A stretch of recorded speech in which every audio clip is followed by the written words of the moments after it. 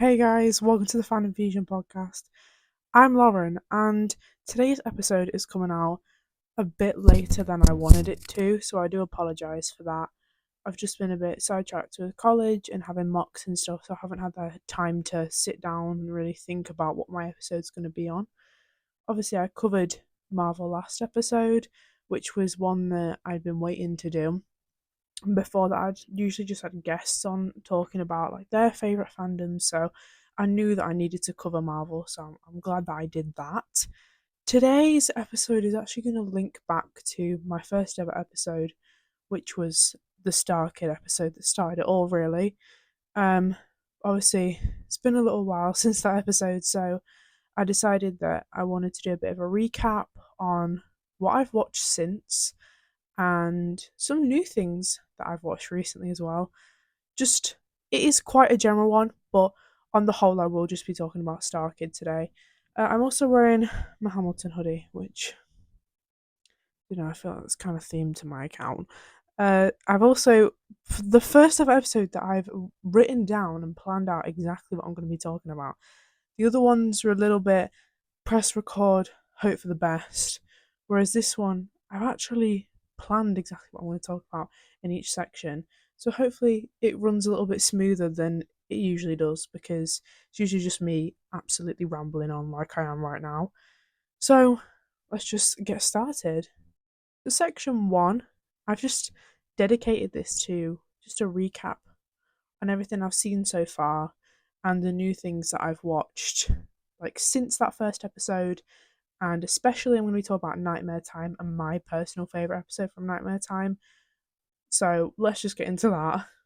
Right off the bat, I'm going to be honest with you, I haven't had time to watch a lot of the original StarKid productions, which I am a little bit disappointed in myself about, because I wanted to dedicate my time to do that. But instead, I've been watching the more shorter things like the Nightmare Time episodes, and I've also been watching other musical movies in between that, so I haven't really had time to watch like Twisted or anything like that. So I do apologise for that, but I will definitely get around to it. It's on my plan of things to watch, 100%. I mean, they're the originals, really, that a lot of people talk about, Harry Potter musical especially. So I definitely need to watch those. Otherwise, I don't really count myself as a fan if I haven't seen those. So I need to get on with that fairly quickly. So since the first ever video on this channel, which was dedicated to StarKid, I've watched the entirety of Nightmare Time 1 and Nightmare Time 2. After that episode, I decided that I was going to sit down and binge watch them all, because I knew that if I was to make content or carry on making content, especially about StarKid again, that I needed to sit down and watch the Nightmare Time episodes thoroughly, like, and actually really pay attention to them, which I did, and I really, really enjoyed them.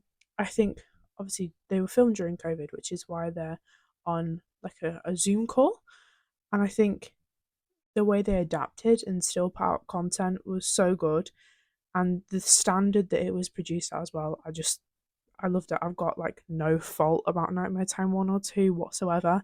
I think I'm just going to talk about my favourite episode, which is Nightmare Time 2, episode 2.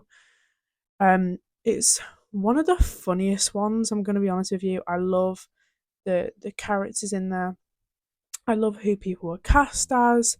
I also think Honey Queen was one of my favourites. Linda Monroe, trying to see like more into her life, obviously since Black Friday when she was appeared in that, and seeing a little bit more like into what her home life's like and sort of what goes on there.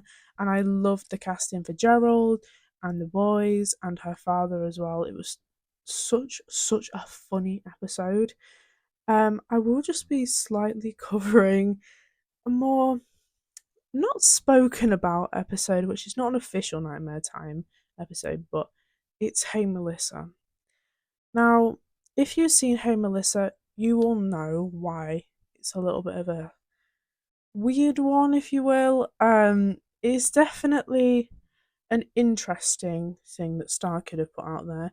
I'm not going to spoil it, but what I'm going to say is I watched it once and then watched it again with my friend Caitlin, and don't get me wrong, it's a very, very weird concept. But when you've seen it twice, I feel like it's more like almost a psychological thriller. That's literally the only way I can describe it. Seeing Melissa in that situation, I'm trying not to spoil as much as I can, but seeing Melissa in that situation and seeing her character more from when we saw her in the Guardian Like musicals, I think it really shows that even though it's a side character, StarKid can take that side character and turn them into something quite literally crazy. So I don't want to spoil that if anyone out there hasn't seen it. I would recommend watching it once, um, just so you know what I'm talking about. There was the comments on the Hey Melissa video on YouTube specifically is so funny. When I was watching it the second time after I watched it with Caitlin, I was just looking through the comments and oh my god, some of those were so funny. So yeah, that one isn't an official Nightmare Time episode, but it's still one that it's a StarKid production. That's all it is really, but it's definitely an interesting one out of them all, and I think it would have been very um very confusing to watch if they had produced that as they did with the level of Nightmare Time instead of it just being like that call because the lagging and the glitches of that was it added to it to say the least. So overall, I just sort of want to say StarKid as a whole, my favourite is going to be the Guiding Light musicals, and I think for me that's just because that was the first one I was introduced to. I do that a lot, especially with Hamilton, for example. The first song that I learnt off by heart was "You'll Be Back," so whenever it plays now, it holds a place in my heart, and so does the Guiding Light musicals. It was the first one I'd ever watched from StarKid. I hadn't really heard of them before. Caitlin's like tagged me in a video from one of the songs in the Guardian Light musicals. I think it was Inevitable. She was like, "Have you seen this?" I was like, "No, what is it?" And I watched it straight away, and that was it for me. And so that one will probably forever be my favourite. Don't get me wrong, I love a lot that StarKid have produced, but for me, that one will always just hold a special place in my heart. On to section two of this episode. I don't want this one to be too long because I know like the past one was quite a long episode, and I understand that other people's podcasts are like an hour long, but if I were to do that, I would just be ranting on about every single fandom I've ever been in, and it would be so incredibly boring. So that's why I like to keep my podcast episodes somewhat short. So then, I don't know if you're like me, but I have an awful attention span. If anything's longer than like 20 minutes, like my brain shuts off, especially if it isn't a musical. If it is a musical, I'll be like, yeah, that's fine. I can listen to this. Or a Marvel movie, that's fine. I can watch those. But if it's anything else, I don't know what it is, but my brain just stops working after 20 minutes. So that's why I like to keep my episodes quite short compared to a lot of other people's podcasts. Because, I mean, this isn't a very official podcast, if you will. It's just one that I enjoy doing and I enjoy including my friends in. And hopefully, the people who watch it or who subscribe or like or anything like that, hopefully they enjoy it as well. Got a little bit sidetracked there, but on to section two. This is something that's very fresh in my mind. I watched Spies Forever, like literally half an hour ago. I finished it from the Tin Can Bros, and as you know, Joey's in that, and a few from the original StarKid musicals are in that as well. And I hadn't really looked into it too much. I didn't really know what to expect going into Spies Forever, but once again, it was Caitlin who suggested it to me, and I finally got around to sit down and just watch the entire thing. And to be honest with you, it was great. The songs in that, the accents are so funny, the characters are so funny. And another thing that I really want to comment on is just the portrayal of the sexuality in that, which I know may sound a bit weird if you haven't watched it, but the main character, Agent Mega, he hasn't it wasn't like confirmed, but there was hints at like that he wasn't straight, and I think for me watching that, it was so nice to just see. Although it's a comedy theatre company, I think the fact that they didn't really make that into a cheap laugh and that it was just sewn into the story and slightly hinted at. I just love how that was portrayed.